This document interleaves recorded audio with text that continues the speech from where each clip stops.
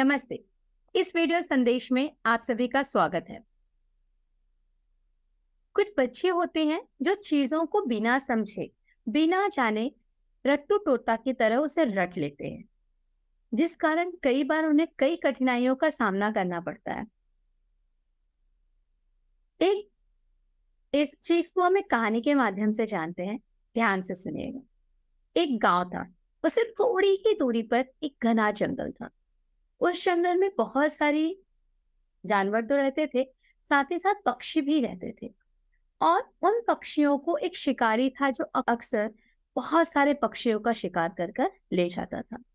उस गांव में एक साधु रहता था, जिसे ये सारी सारी चीजें बहुत ही बुरी लगती थी कि कितने सारे पक्षियों की जो जान है, ना समझी की वजह से, लालच की वजह से चली जा रही है।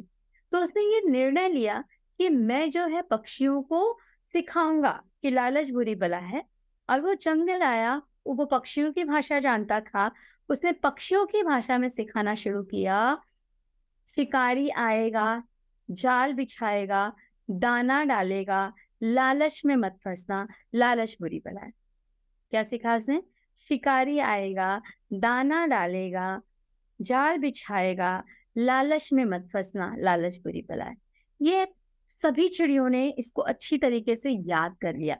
जंगल में हर चिड़ियों को ये पंक्तियां थी, वो रट गई थी, याद हो गई थी। जैसे हमारे बच्चे कुछ चैप्टर याद कर लेते हैं ना, मीनिंग समझते नहीं, उस सेम टू सेम हुआ था।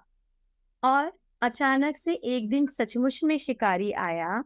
उसने जाल बिछाया, दाना डाला, और सारी चिड़िया यही मंत्र गाते हुए, सारी चिड़िया क्या गा रही थी? शिकारी आएगा, दाना डालेगा, जाल बिछाएगा, लालच में मत फंसना, लालच बुरी बला है।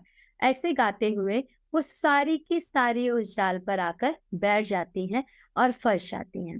तो इस कहानी से हमें क्या शिक्षा मिली? कि आप जो भी पढ़ो, जो भी समझो, जो भी सीखो, उसको अच्छी तरीके से। अगर उन पक्षियों को ये पता होता कि जो शिकारी कौन है, मतलब शिकारी जो पर्सन है वो क्या करेगा, उसका मीनिंग उनको पता होता, तो ऐसी गलतियां वो नहीं करती, उनको अपने जान से हाथ नहीं धोना पड़ता। तो इसलिए आप कभी भी, जब कभी जो कुछ भी पढ़ें, उसे अच्छी तरीके से पढ़ें, समझकर पढ़ें।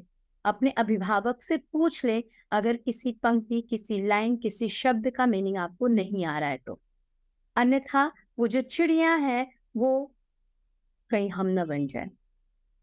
चीजें पता होने के बावजूद भी वो रट्टू तोता की वजह से वो फंस गई थी, क्योंकि उनको उस पंक्तियों का अर्थ याद नहीं था, मीनिंग नहीं पता था।